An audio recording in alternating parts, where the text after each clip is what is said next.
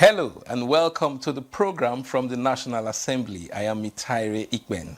The nation is still savoring the euphoria of Nigeria's 65th independence anniversary, and it has been an occasion to reflect on the nation's socio-political and economic trajectory, looking at where we have been, where we are, and where we want to be as a country. As Nigeria celebrates this milestone of 65 years of nationhood, the legislature stands out as a cornerstone of democracy and nation building. Nigeria's bicameral legislature has been instrumental in shaping the country's legal framework, exercising its constitutional powers to enact laws that promote democracy, justice, and equality. We begin the program with some insight into how the Nigerian legislature has traveled a remarkable path from colonial councils to today's National Assembly. Let's hear from National Assembly correspondent Ignatius Nkwo.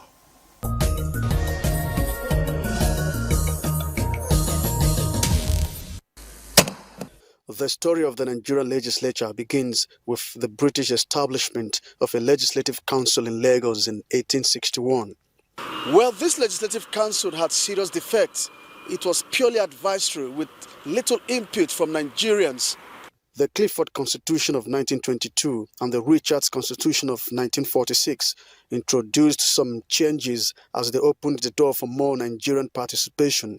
By 1951, the Macpherson Constitution created regional houses of assembly, planting the roots of federalism. At independence in 1960, Nigeria adopted the parliamentary bicameral system. It had 44 members of the Senate and 306 members of the House of Representatives at the center, while that of Houses of Assembly and Chiefs operated at the regional level, made up of the Governor General as the Queen's representative. Because of our diversity in Nigeria, we need to go back to the American democratic way of governance. It was a proud moment, but short-lived, as the military struck on the 15th of January 1966 and swept away the legislative arm of government, leaving governance in the hands of the Supreme Military Council for more than a decade. When democracy returned in 1979, the Second Republic introduced the American style of presidential system that we practice today, with a stronger bicameral National Assembly. And in 1979, Nigerians decided, by virtue of having a new constitution, to adopt a presidential system of government. Another military takeover in December 31st, 1983, silenced the legislature, and another military intervention on the 27th of August 1985 further repressed the development of the legislative arm of government. In 1999, Nigeria restored its democracy. The 1999 Constitution retained the bicameral legislature with 109 senators and 360 members of the House of Representatives. The 1999 Constitution that was crafted by a sitting military government was dropped on our laps with so much defects. Without so many institutions that we have today that are ensuring and making for good governance. The Parliament passed what is today the EFCC bill, the ICBC bill. The Parliament has put in place laws that will tackle corruption. From colonial council to today's vibrant National Assembly, the Nigerian legislature has endured trials and rebirths. It now stands as both a symbol of the nation's democratic struggles and the house of the Nigerian people.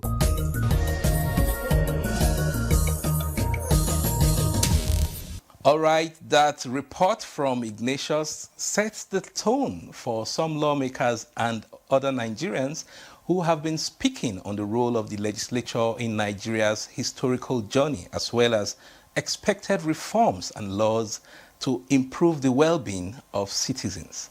Let's take a listen.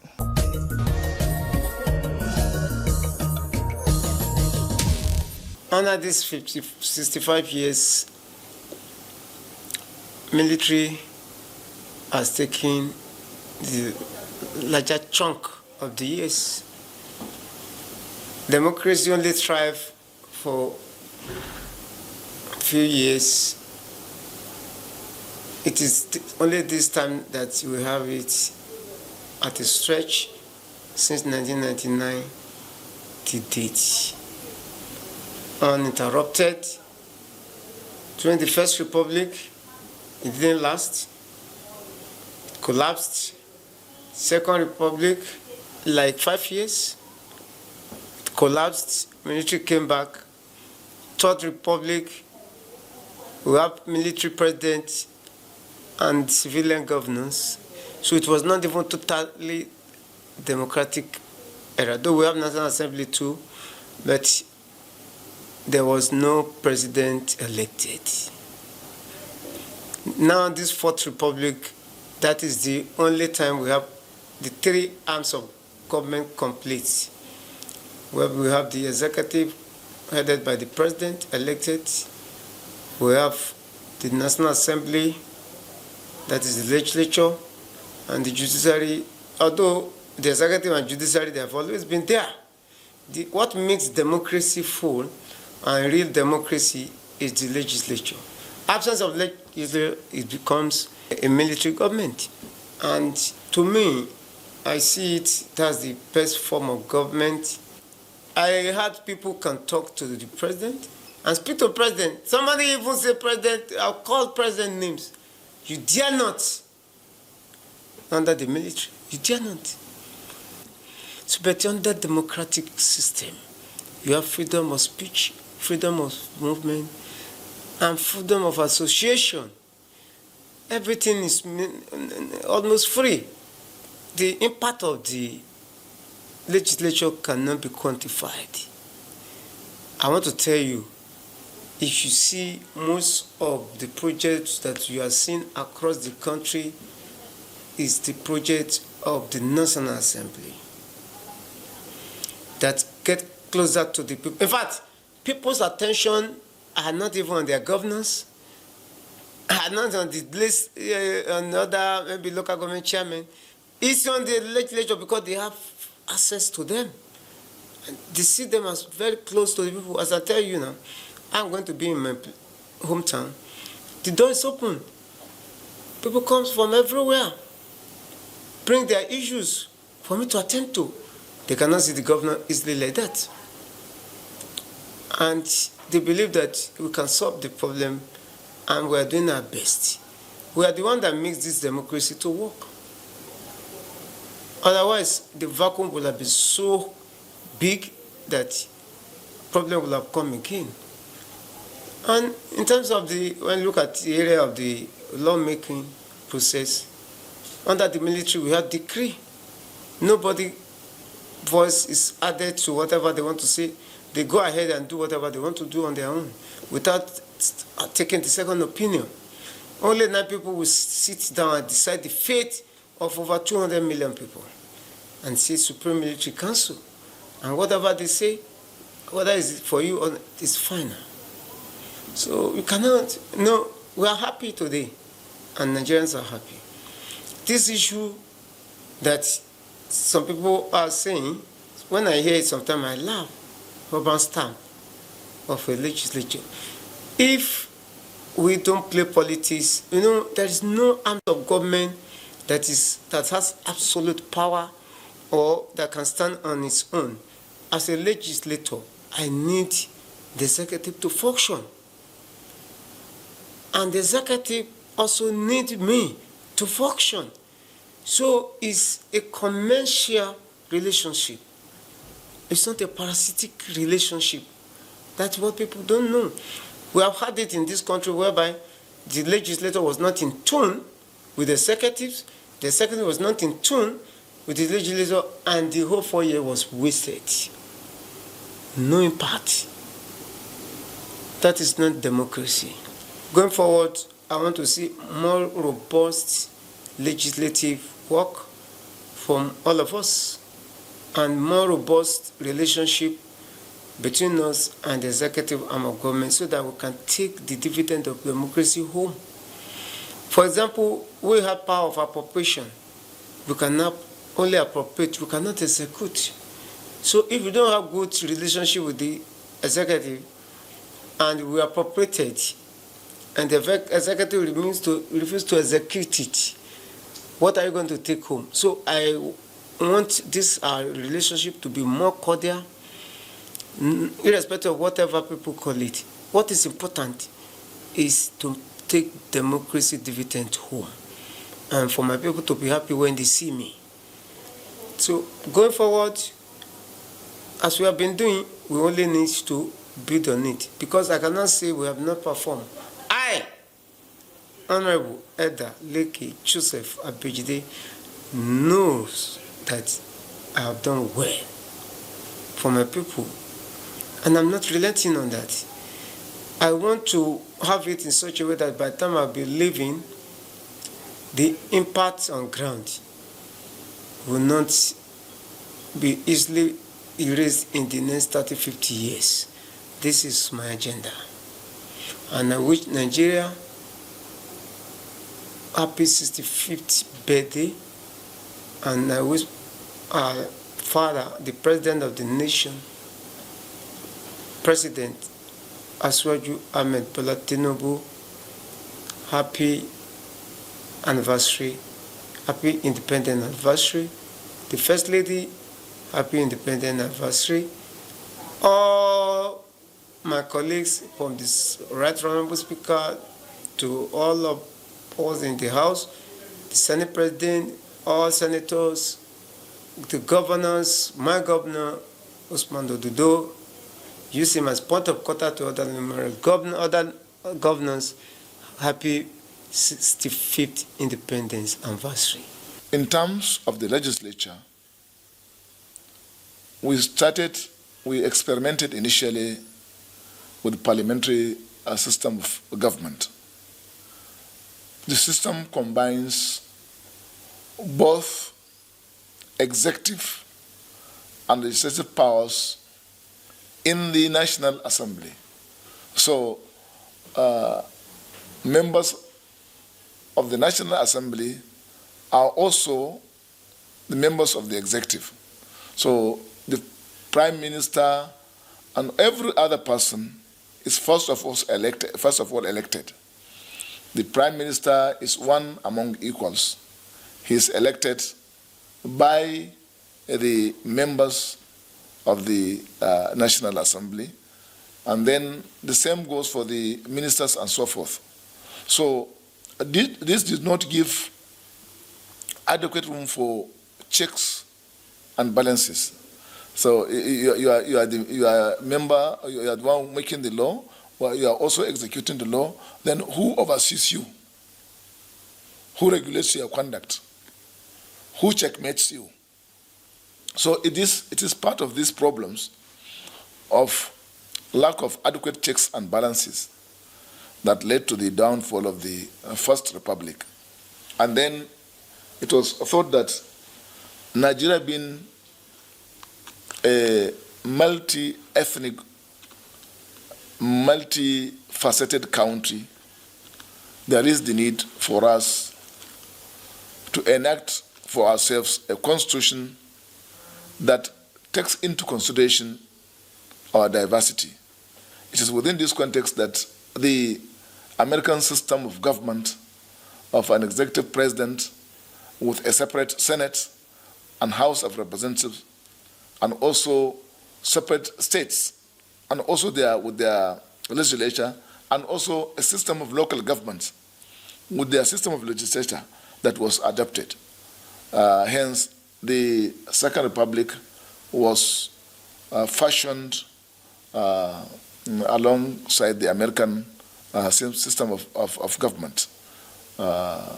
We started well, despite all the leaps and bounds that occurred, despite all the military interventions, we maintained the American system of government. Well, the legislature had suffered a lot, especially during the military interventions. Once they take over power, the first victim is Chapter 5 of the Constitutions, dealing with sections 47 to 129 of the Constitution, dealing with the powers of the legislature. They are all suspended. Sections 100 and 43 dealing with the process of impeachment of the chief executives are also suspended. So the legislature has suffered tremendously, whereas the executive arm and the judicial arm of government, as contained in the constitutions, are maintained despite the change of governments. But once there is a change of government, military change of government, you see that the legislature becomes the victim to avoid checks and balances. And because of that also, there has been, due to the lack of checks and balances, even though they have taken over power, they become unstable.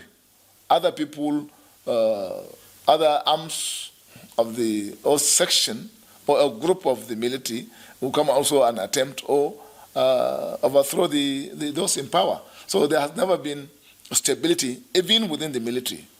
So finally, we were able to stabilize the system, and it occurred to everybody that certainly the legislature is indispensable in a democracy, and we've played a very crucial role in the good governance and the development of the nation through various enactments.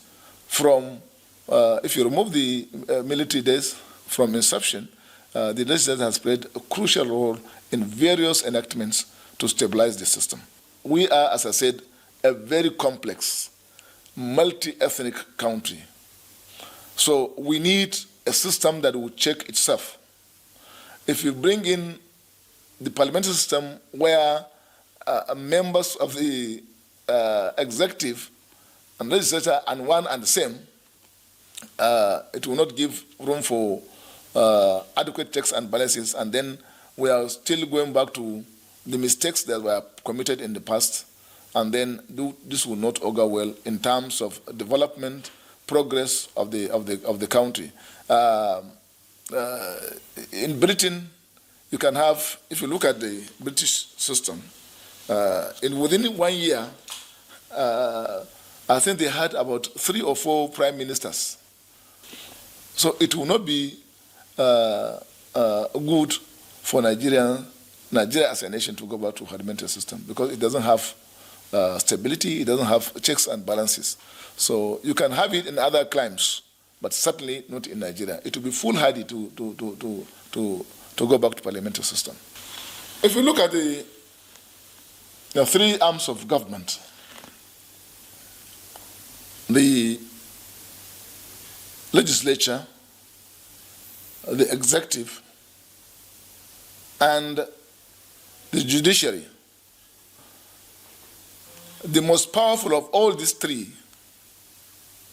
is the legislature. Why? They enact all the laws. They oversee the compliance and implementation of those laws. They oversight the occupants of the offices of the executive and judiciary. They have enormous powers as contained under Section 5 of the Constitution. It depends on the manner of people that are given those powers to execute as members of the National Assembly. If members of the public elect people who know what they are doing, certainly those powers are justiciable and they are exercisable. So it depends on the manner of people. So in all, from inception, with the exception of the First Republic, which resulted, the crisis of which resulted in a coup and counter coup, there has been Second Republic.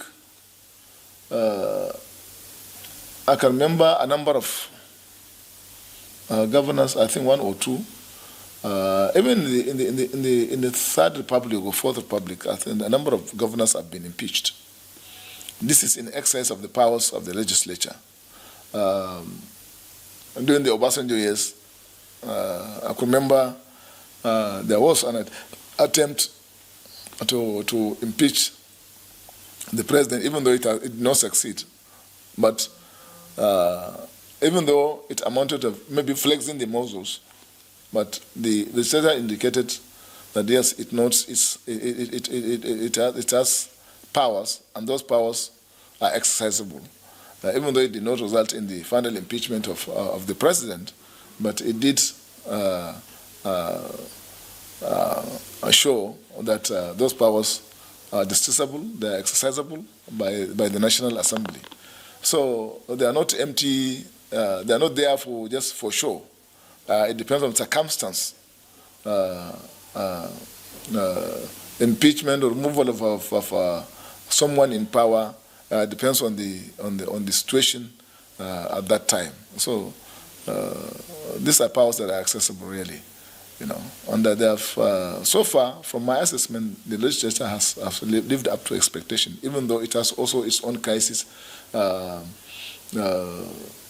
were occasions, even up to now, the states, especially in the states, the legislature is not stable because of the frequent impeachments of the presiding officers.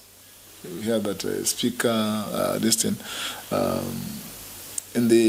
I think in the 5th and 6th Assembly, even here in Nigerian, in National Assembly, we've had those experiences where speakers, Senate presidents were impeached. But then, beginning with 2015, okay, 2015, the 8th Assembly, the 9th Assembly, and up to the 10th Assembly, I think the legislature at the national level is stable. Our legislators have not done badly. They are busy churning out laws. The problem is not in making laws, but implementing the laws, in giving life to the laws that they have made. What is the rule of law? What's the reason why we make laws? If man were necessarily good, there wouldn't have been room for laws. If man were consciously, ethically up to date, there won't be room for laws. So the laws are made to regulate and to guide man's conduct and behavior within the society. So law comes in where morality fails. And so law is a very important, in fact, the most important aspect of governance. So because once you know there's a law, you are duty bound to abide by the details of that law. When we talk about the spirit of the Constitution and the letters of the Constitution, the spirit, the purpose, the intention why the laws are made. So it's not about making laws, churning out laws. The legislature must go a step further to ensure that the laws they've made are implemented so that the positive result will be felt in the society. In rounding up, the legislative arm of any society, in our own case from the Senate to House of Representatives, to state houses of assembly, to the councillors at the local government level, is very important. And they must be made independent. They must be visionary in articulating laws that will guide the conduct and behavior and the rules and guidelines for the society, being futuristic. Laws that will in the next 100 years are still standing the test of time. I expect our legislators to redouble their effort to ensure that there is the amendment, the Electoral Act is amended, that the sections of the Constitution in line with the yearnings and aspirations of Nigerians, are amended, that the Constitution is amended to give birth and legal framework for state police, that the laws should be amended to further strengthen the traditional institutions. In terms of the electoral law, let it be specific that transmission of results from the polling units, I'm now speaking as an election observer, that I've been observing the election in Nigeria for the past 20 years. My experience in the field of election observation as my duty as an election observer is nothing to write home about. Politicians are not prepared to abide by the details of the Electoral Act. So the law should be made more specific with severe consequences for anybody that is guilty of electoral offense. Let there be a law that will give back to electoral offenses tribunal, where people who commit election offenses, electoral offenses, are punished severely. That is what I'm asking for. That is what I'm requesting. That is in line with the aspirations of Nigerians.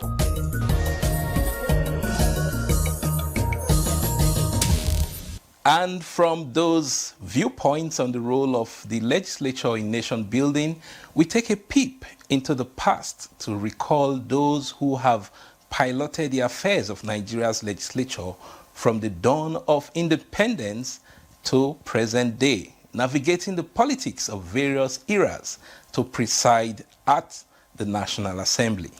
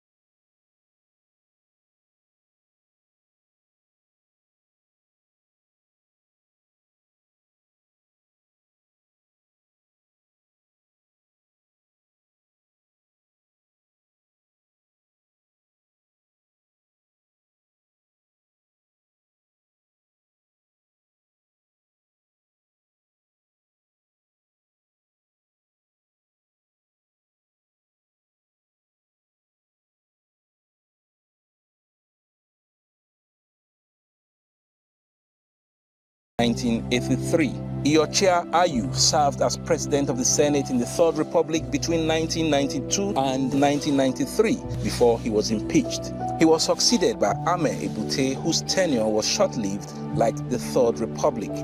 On Nigeria's return to democracy in 1999, Evan Ewerem was president of the Senate from June to November 1999 before his impeachment.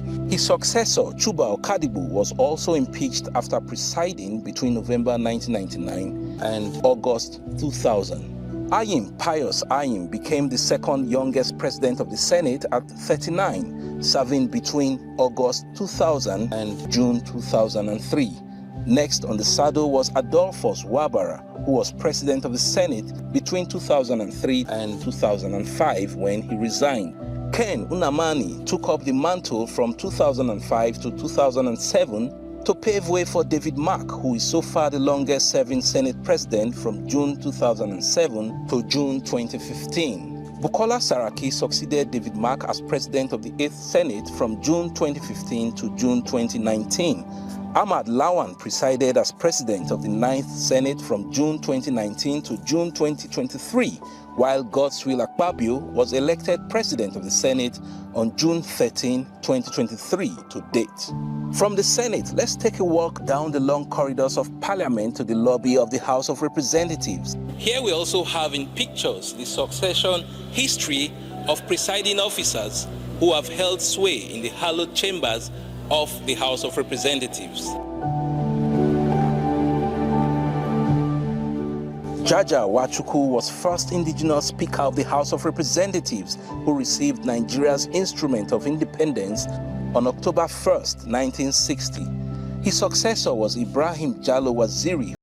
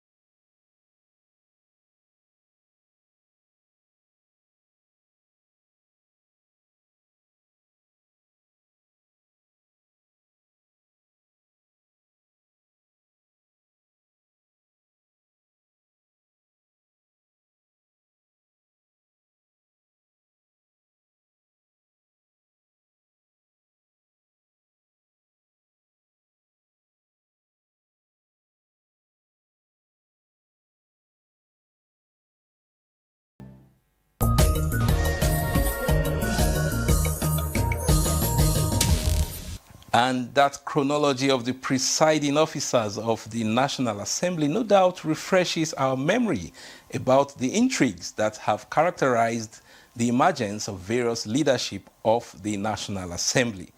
But that's all water under the bridge now. The legislature today is on a sprint in terms of churning out legislations to promote the socio-economic well-being of citizens. And the National Assembly Open Week, hosted by the House of Representatives earlier in July this year, was time for midterm assessment and some stock taking.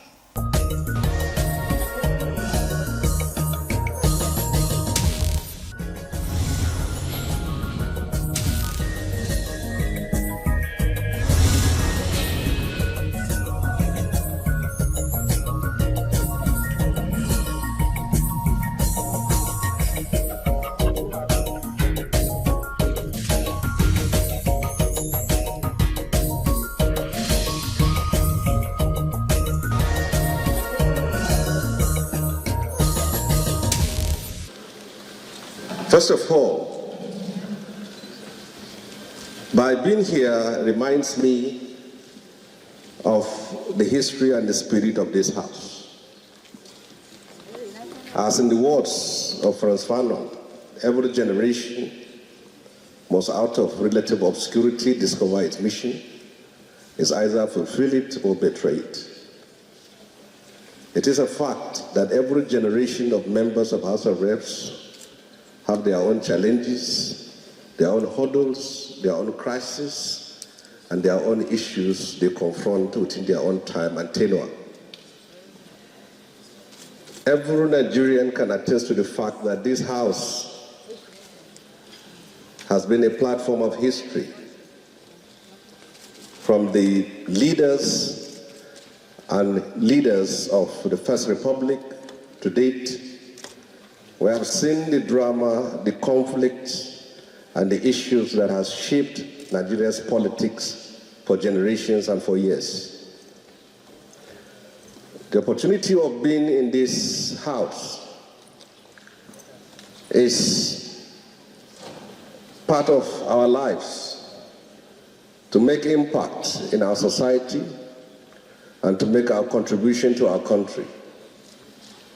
Each time I recall and I open the History Channel, I can see what happened in the First Republic, how those parliamentarians of our early years of independence stood up to speak about our country and to speak about our future. Today they are no more. In the next 50 to 100 years, we will not be here, most of us.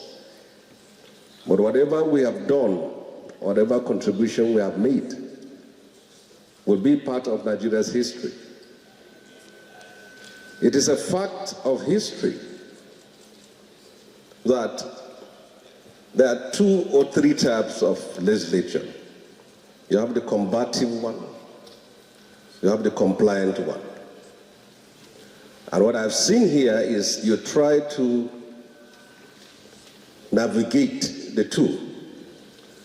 A combative legislature has the possibility of ruining the whole democratic process. And a compliant one creates a breeding ground for tyranny in the country. So for this house, and from the record I have seen, you have achieved a lot and is unprecedented in the history of this country. The platform you provided by this open week gives Nigerians the opportunity to come and see their members, those they elected into office. Because it's a fact that those of us who have been elected as senators and reps, we have a negative image in the hearts and minds of most Nigerians. But unknown to many, there are people who come here as rich people and live here as poor people. There are people who come here as poor people and live here as poorer people. It's a fact of history. You need to go back and look back to those who were in this house 5, 10, and 15 years ago. Their condition, It's pitiable. So you have a duty or the opportunity provided by you, by history, to make a strong impact. It's not the number of bills, not the number of accent of bills, but what impact has such bills made in the lives of ordinary Nigerians. One unique thing about this house is the agility, the energy of its members, and the youthfulness of its members over the years. And you will be able to demonstrate that by the records and also by your stewardship. This house and the parliament as a whole is not an extension of the executive. It's not a unit of the executive. It is, by those who conceived the idea of democracy, established to perform its function, oversight, and ensuring probity and accountability in the affairs of governance. Without the parliament, we have a tyranny and we have a dictatorship. The parliament has that responsibility and duty to stand for Nigerians, to speak for Nigerians, and to defend the interests of Nigerians. You have seen how many of your colleagues were once here and today were not here. So one day, you will also not be here. Whoever is a serving legislator will one day be an ex-legislator. So it's not how long you stay here, but what impact has your presence here made in the defense of democracy and improving the lives of our people. On the last note, opening the National Assembly as a whole to the Nigerian public will give Nigerians a sense and an idea of what is actually in this house. Not just for you who are serving, for those of us who are even out of the system. The view is that when you come here, you leave here rich. But you know it's not true. Many of your colleagues are struggling. Many have gone. But what is most important is the legacy they left behind. I feel the spirit and the energy that has become part of the history of this house.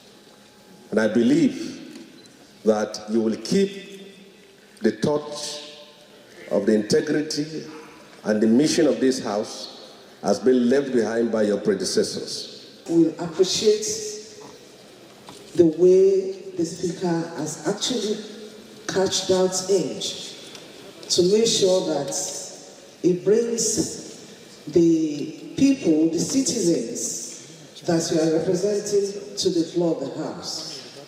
I've been in this house since 1999. This is the first time I'm witnessing this. And I know that the members should seize the opportunity and go back to their various constituencies and ensure that they start engaging their constituents so that it will make it easier for them to penetrate and to continue to come back to the house. Let me tell you, no one is based in Abuja as a legislator.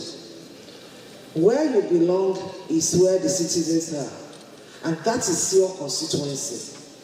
So I believe you will all do that. I remember when I was the leader of the Southwest of this house, and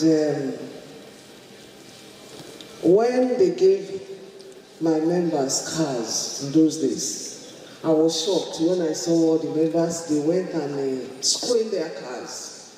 And I was wondering, I started wondering and I asked them, I said, what the hell are you people think you are doing? They said, leader, we don't want them to see us. I said, you don't want them to see you? Are you not going to back again to go and seek for the re-election?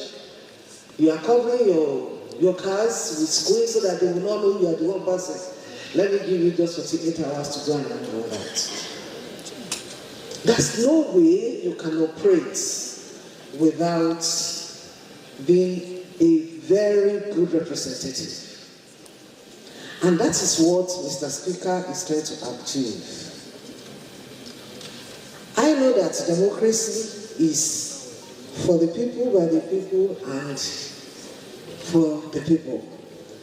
Therefore, we must join together to ensure that we elected officers, we in the executive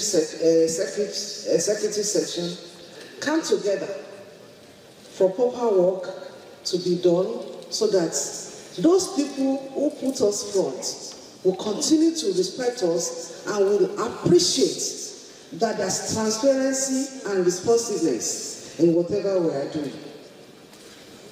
But if you sit back in Abuja without informing your constituency, without letting them know why you are here, you don't feed them back at home, it's going to be extremely difficult to come back to this house. That I can assure you. So I believe you should appreciate your speaker together with his team for them to put this particular opportunity together for you, to re-energize you, to wake you up, that you have a work to do. Mr. Speaker, let me say it loud and clear. I've presided over the house of this house, and I know what it means, and I know what it takes to preside in the House of Reps. Unlike the Senate, that they are just 109. For you to reach out to 360 people to buy into your ideas and to believe in you, you must be very, very good.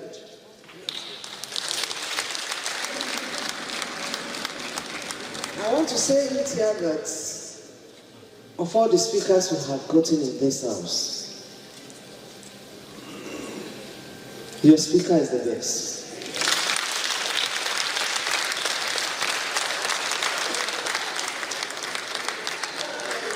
I'm not going to hide my feelings. I say it the way it is because we are trying to make history. History is being made today with this all-important occasion. It is also here that the budgets that embodies the social contract of the government with the people is presented year in, year out. And another has been added, the presidential address to the joint sitting of the National Assembly, which in a historically first effort started this year, and I believe it will be sustained. Except another hall is built, I believe it will continue to hold in this place. Now, anytime I come here, I remember the 16 years I was here. The first thing that comes to mind is laughter, because I've seen us fight in this place until all of us surrender. It's always been the house of the people. But I must say this, which of course is true, that at no time in the history of the legislature, especially the House of Representatives, have we had the doors to our chamber thrown open to the public? Never. So this also is a historically first step.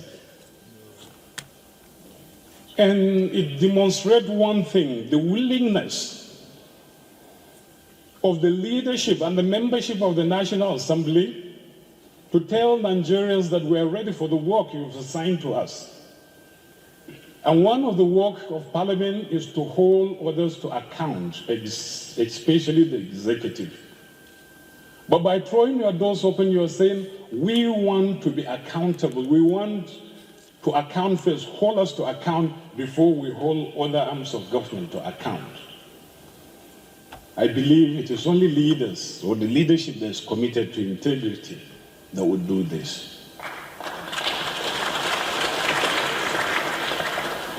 I have said before that it's not enough to talk to the people or talk with the people or talk for the people. We must always have a dialogue with the people. We must talk with the people. And you are leading the charge.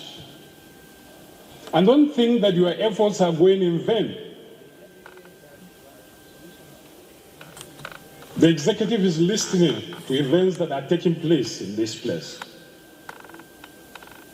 And on account of the cries, motions that have been adopted here, it has moved the executive into taking actions that are historically first, especially this present administration. I remember the leader of the House, as his name was, the Right Honorable Femi, brought this issue of student loan. Apparently, we began work, and unfortunately, it didn't see the light of the day. But I'm happy that in spite of the fact that it didn't work out that time, this chamber didn't give up, ensured that this bill was passed and it is signed. And it is historically first step taken by this administration. Thousands of students who would otherwise never have seen the four corners of the university, they are studying, thereby ensuring the future of this country, investing in our people. It is also the conversation here about the promise of our democracy. As it is said, democracy is promise of democracy is life, liberty, and the pursuit of happiness. We've had the rights, political rights, individual rights.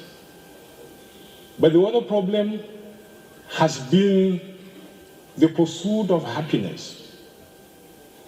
And if you go outside there, the feeler is that while the economy is a bit stuffy, until recently, the president decided to, in a major response, establish the National Credit Guarantee Company, which is supposed to empower entrepreneurs, innovators, and every Nigerian who's an idea to pursue, to be able to pursue them, then thereby ensuring that our democracy delivers on its promise to get our citizens to pursue happiness. The Constitution of the Federal Republic of Nigeria grants the National Assembly the responsibility to make laws for the good governance of the nation, to control the public purse, and to hold the executive to account. In 1999, those powers and responsibilities fell to men and women, most of whom had spent their last years as subjects in a military regime. Yet, the men and women who started here in 1999, ill-equipped as they were, built the foundations of a people's parliament that has grown from strength to strength through each successive session, shaping the critical conversations about our nation's future, intervening in matters of state to ensure the best outcomes for our people, passing legislation to build a more perfect union, and serving as the voice of millions of Nigerians, both here, at home, and abroad. Now, there have been moments when, in the opinion of some, this parliament has fallen short of expectations. However, thanks to the efforts of the thousands of people who work in these chambers, senators, representatives, aides, consultants, and staff of all kinds, those moments have not defined the legislature. Instead, there have been opportunities for learning, improvement, and growth through humility. That effort of continued development continues today in this 10th House of Representatives, under the capable leadership of my brother, the Speaker of the House of Representatives, Right Honorable Tajuddin Abbas, GCON. The gifted Deputy Speaker, Right Honorable Benjamin Kalu, CFR, and a leadership team that includes some of the most accomplished individuals to ever serve in the federal legislature, bringing their years of knowledge and experience to help navigate our nation's future at a time of transformational events here at home and across the globe. It is a source of frustration that nearly 3 decades later, the vast majority of our nation's people still do not fully comprehend the legislative functions, powers, responsibilities, and limitations of each member of parliament and the institution. Many factors contribute to this. For one, the collapse of the local government system has created a situation where citizens now expect members of the legislature, particularly those in the National Assembly, to fill the gap in providing social services that would otherwise have been the responsibility of local government administrations. A member of the House of Representatives who isn't actively engaged in providing education and healthcare facilities, who isn't doing road construction and waste management, while delivering sustained empowerment for commercial activities, is not going to be a legislator for very long. The Constitution of the Federal Republic of Nigeria did not envisage such a role for the legislator, and it did not make provisions for the legislator to perform in this capacity. Yet, political reality requires the legislature to meet those constituency demands by whatever means. This disconnect between responsibility and resources on the one hand and the public's expectation on the other hand is one of the biggest threats to the legislature in our emerging democracy. The Open Week is a major innovation into parliamentary practices. And I must say that we are very proud that the House of Representatives is taking the lead, and of course the Senate will follow. I think that's how it should be.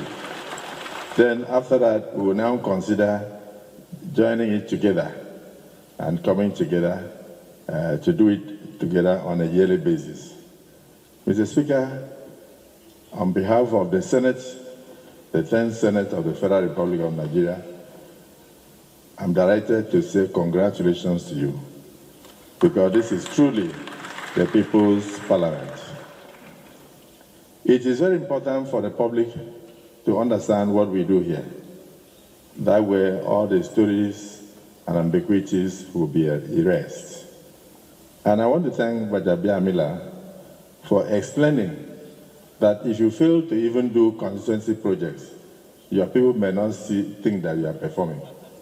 Whereas the primary duty of a legislator is to make laws for the good governance of the society, and also to undertake oversight, particularly oversight of the executives, and also follow.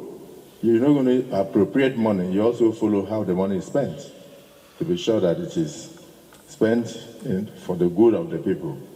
But some people don't understand that legislators are not supposed to build roads. They don't understand that you are not supposed to give employment opportunities. You are not supposed to cite industries and all that. So sometimes we tend to have a lot of high turnover every election year. They will assess you by what you brought back home. And in the Senate, for the 2023 elections, we had like 80% new members. That should not be, because institutional memory is being lost because of the expectations of the constituents. Over 80% of the senators did not return. I don't know what happened in the House. Is everything? So this is where this Open Week, this interaction with the public is extremely important. If anything is to be taken away from here, they will now clearly understand your role. They will not expect so much from you, but they will expect good laws from you.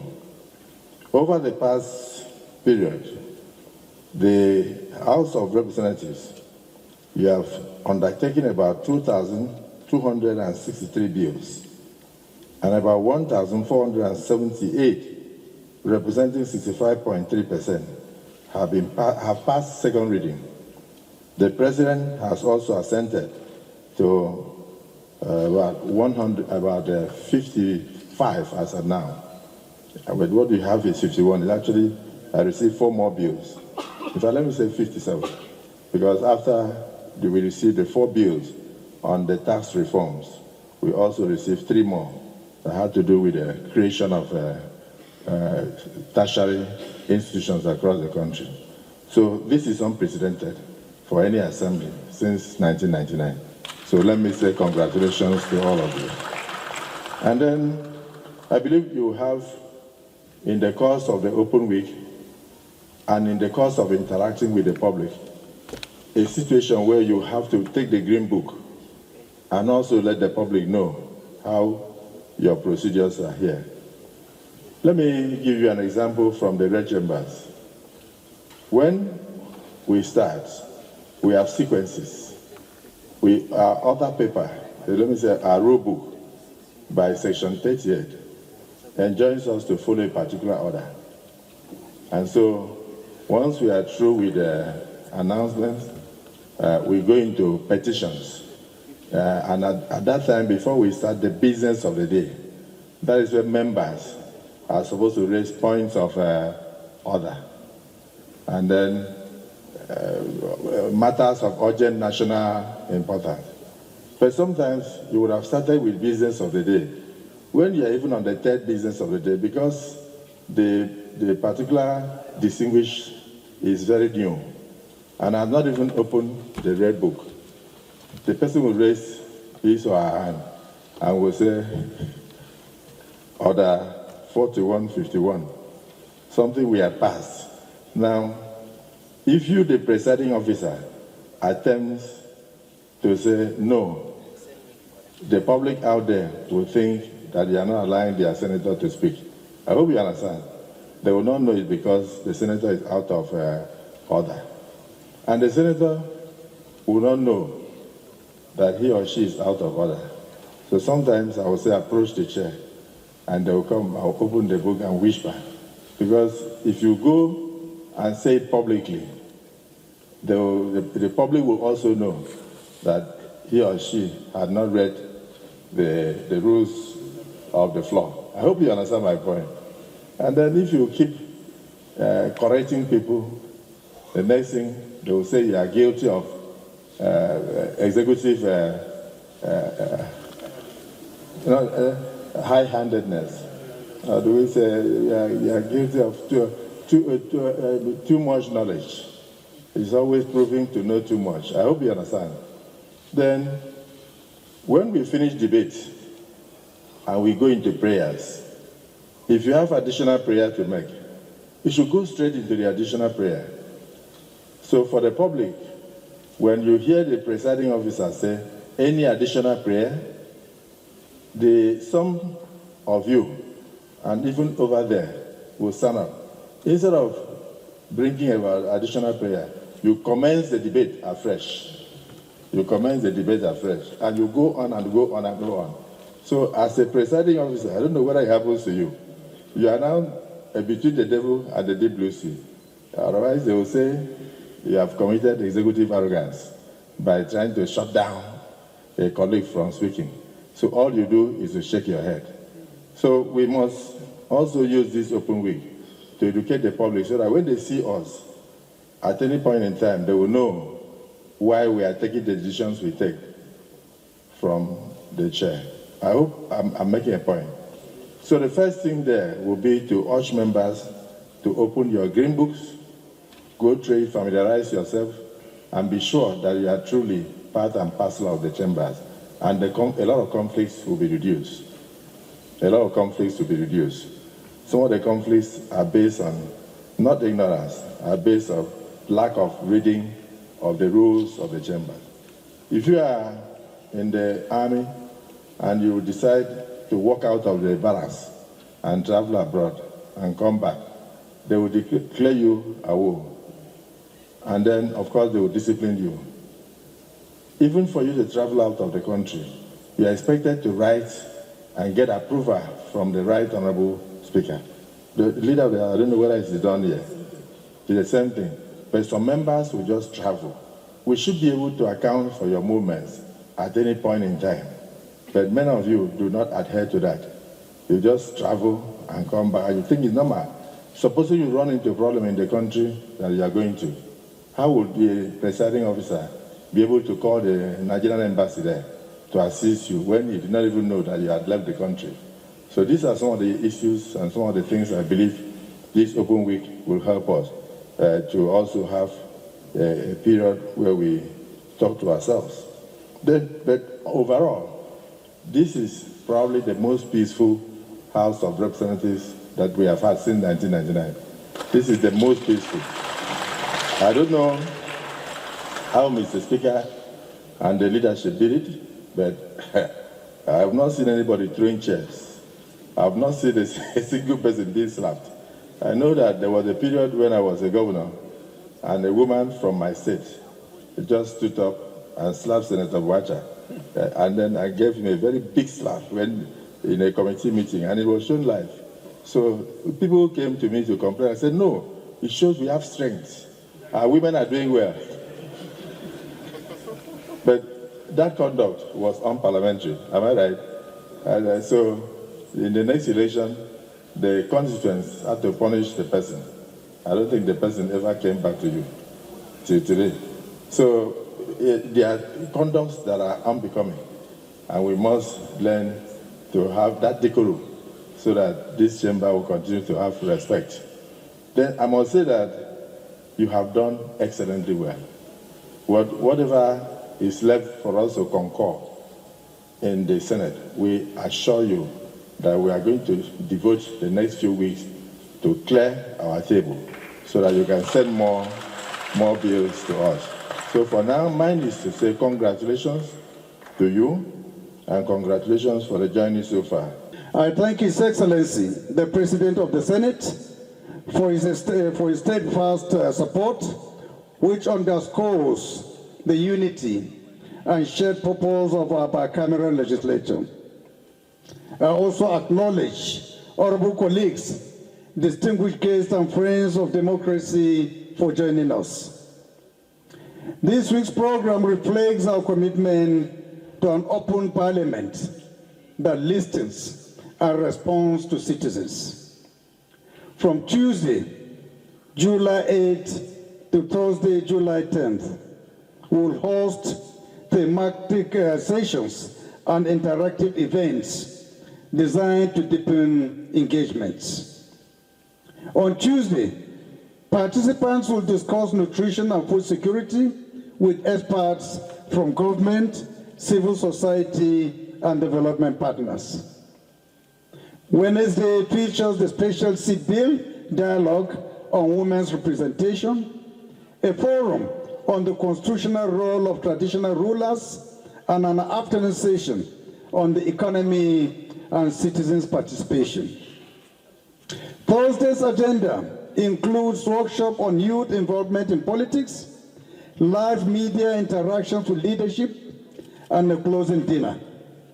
I invite civil society, academia, the private sector, and the public to attend, share insights, and help strengthen our legislative process.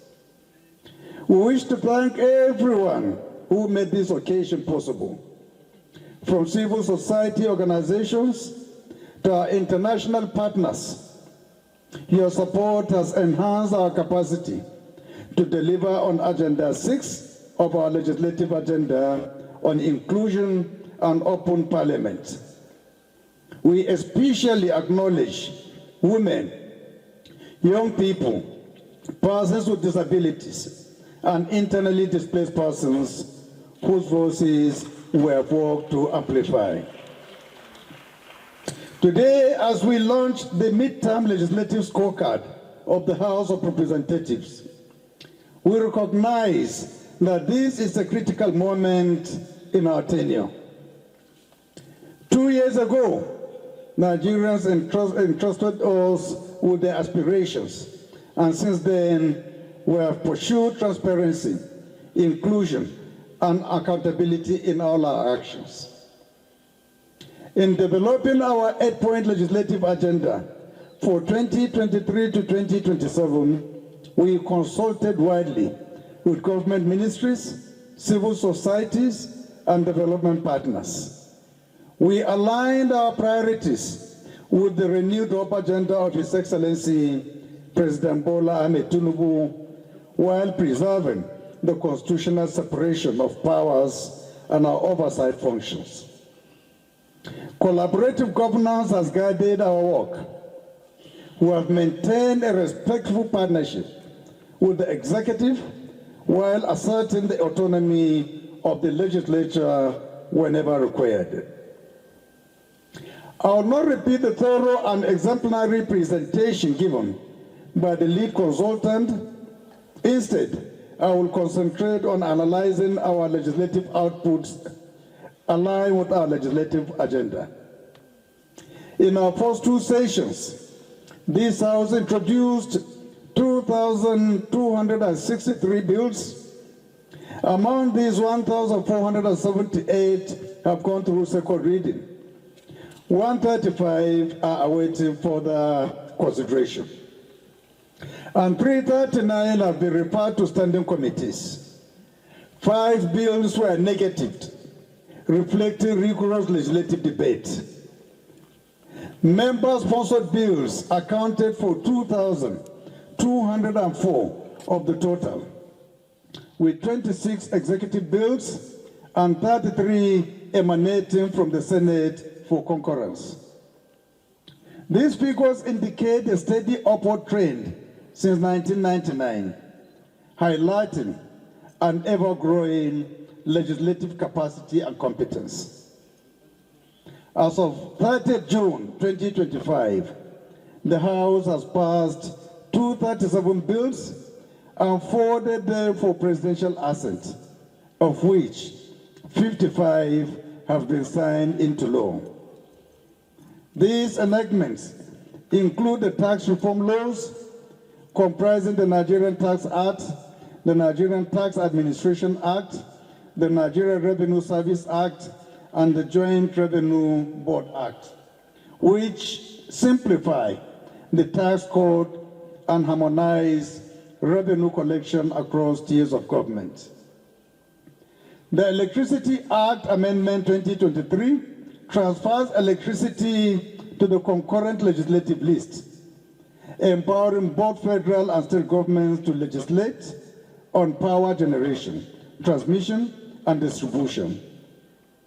The Students' Loans Access to Higher Education Act 2024 establishes the Nigeria Education Loan Fund, NELFON, as an independent body to expand access to tertiary education.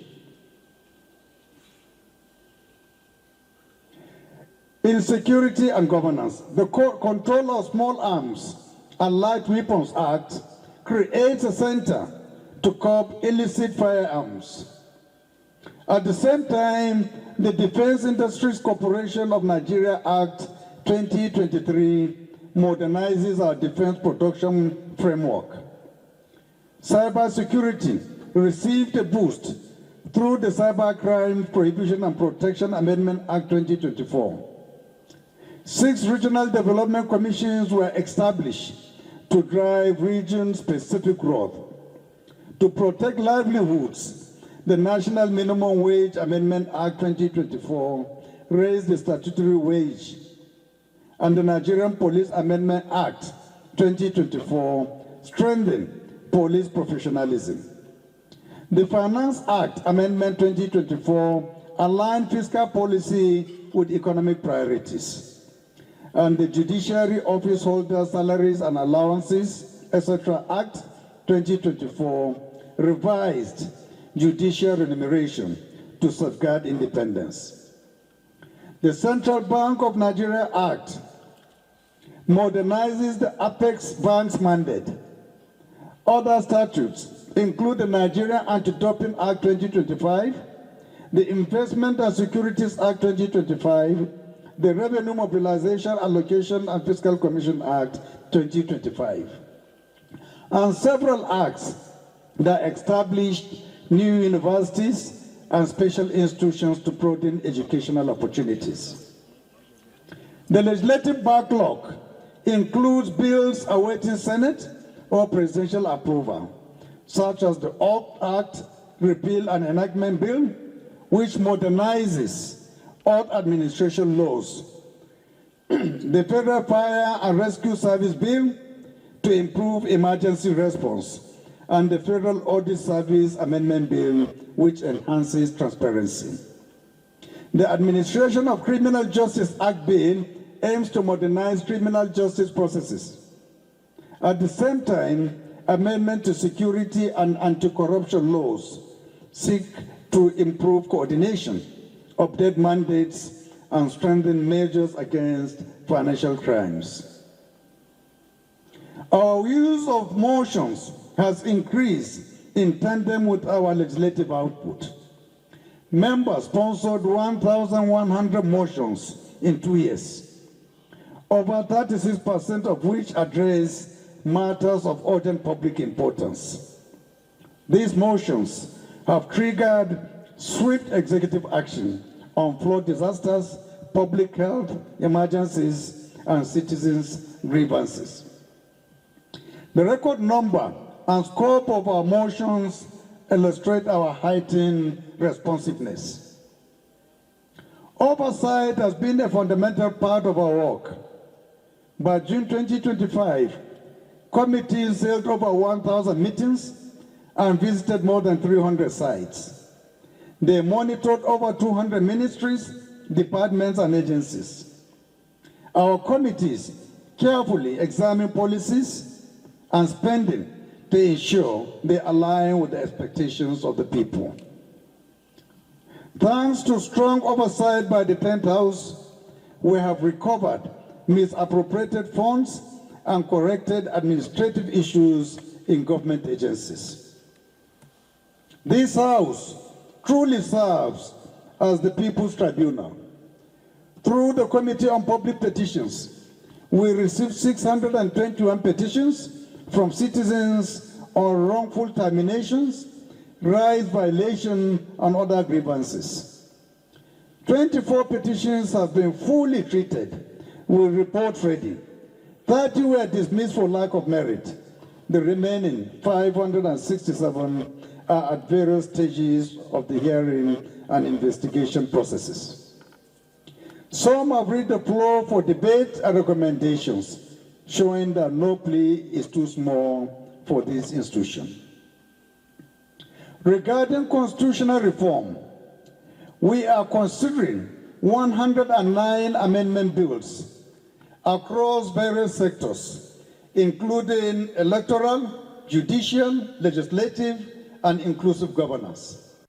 12 electoral reform bills address the scheduling of all general elections on a single day, establish independent candidacy, and create a dedicated commission for local government elections. Judicial reforms encompass 21 bills designed to streamline appellate processes and strengthen judicial independence. A central feature of our inclusive governance proposals is the introduction of constitutionally guaranteed reserved seats for women and persons with disabilities.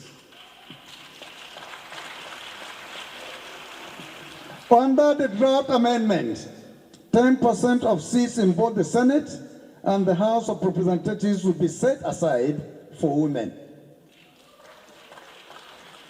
Apportioned by state to ensure regional balance, these seats will be filled through direct elections on separate ballots, with staggered terms to promote continuity and mentorship.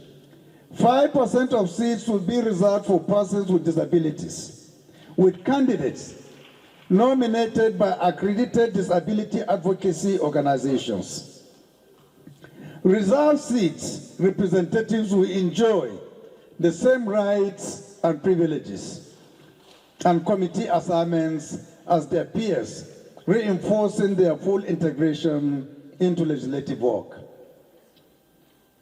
Historical data underscores the urgency of this reform. At independence in 1960, women occupied less than 1% of seats in the National Assembly. By 1990, their share rose only to 2%. With the restoration of democracy in 1999, women held 3.9% of House seats and 4% of Senate seats. Today, despite constituting half the population, women's representation has barely moved beyond these levels. International experience shows the impact quotas can have. Rwanda and Senegal utilized constitutional provisions to increase female representations from under 5% to over 30% in a single cycle. South Africa's voluntary party quota has delivered steady gains, though its success depends on enforcement. By embedding reserve seats into our constitution, we will break the cycle of stagnation. This mechanism will accelerate progress towards gender parity, enrich our legislative debates with diverse perspectives, and ensure that the National Assembly truly reflects the people it serves. The 10th House will pursue vigorous collaboration with the State House of Assemblies and all stakeholders to ensure that the bill on the reserved seat is passed and become part of our Constitution before the end of this administration. Beyond representation, we continue to advance security reform with bills for state policing and the devolution of powers over natural resources and infrastructure. 14 bills aim to strengthen institutions, enforce fiscal accountability, and improve governance frameworks. Citizens' rights feature in 4 human rights bills that align domestic law with international standards. Our efforts to build capacity and engage citizens have been unprecedented. We held national and regional town hall meetings on critical legislations, convened numerous town halls, including those for women and youths, to gather stakeholder input and invited memoranda from experts and communities. We have, as recently as the last June of this year, conducted citizens' roundtable engagement across the geopolitical zones, during which the leadership of the House interacted with Nigerians on the performance of the 10th House. This program, sponsored by the Ford Foundation through Global Rights, provided opportunity for the leadership of the House to further receive feedback from citizens on the activities of the House. Other development partners, including the United Nations Development Programme, the European Union, PLAC, CAS, IAGA Africa, and the UK Foreign Commonwealth and Development Office, along with numerous others, supported over 70 thematic workshops, 15 study tours, and 15 specialized training sessions, benefiting more than 2,300 legislators and legislative staff. Through these partnerships, we are also implementing an in-parliament system to digitize our processes. We have additionally included citizens' perceptions in this midterm scorecard, recognizing that public trust in government institutions has often been low. We conducted opinion surveys and town hall feedback sessions to gauge satisfaction with our work. The findings reveal a notable willingness among Nigerians to engage constructively with the legislature. We acknowledge the criticisms raised, ranging from the pace of bill passage to the depth of oversight, and have acted on this feedback by streamlining our committee procedures and increasing transparency in hearings. Including these candid assessments demonstrate that the House is not afraid of constructive criticism and is committed to continuous improvement. Executive-legislative cooperation remains essential. We thank President Bola Ahmed Tinubu for his steadfast support of the legislature, for consulting with the National Assembly on key policy matters, and for respecting our input through the legislative process. His willingness to engage with our debates and incorporate our recommendations has strengthened governance and reinforce the balance of power that underpins our democracy. We recognize the challenges before us: economic constraints, high turnover rates, and public expectations for immediate improvements all require resilience. We will continue to balance fiscal realities in our budget appropriations, prioritize critical sectors, and ensure that we deliver fully on our legislative agenda. Similarly, we'll continue to invest in research support, modern library facilities, and peer learning initiatives to strengthen the institution. The midterm scorecard we present today serves as both a mirror and a compass. It shows our progress, acknowledges our shortcomings, and guides our course for the remaining 2 years. We will intensify our legislative work, bolster oversight, deepen public engagements, and advance reforms that strengthen governance, promote inclusive development, and safeguard our democracy. I urge every Nigerian to see the National Assembly as their parliament. Engage with us, hold us to account, and partner with us to address our shared challenges. Democracy thrives when citizens and institutions work in concert. On behalf of the House of Representatives, I would like to extend my gratitude to our guests from the executive branch, civil society, development partners, the media, and the public for their support. I extend a special note of gratitude to all former presiding officers who have honored us with their presence today. Your attendance embodies the continuity of our legislative history and the enduring pursuit of excellence, reminding us that every new assembly builds on foundation laid by its predecessors. Thank you very much.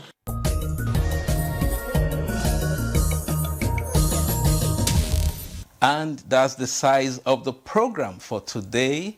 Of course, lawmakers in the National Assembly already look forward to resuming plenary and to begin the third session of the 10th Assembly. Of course, with a lot of expectations from Nigerians, especially as it concerns constitutional amendments and electoral reforms. You can be sure we will keep you up to speed with happenings when both chambers resume. Till we come your way again, I am Mitaire Ikben. Thanks for watching and bye for now.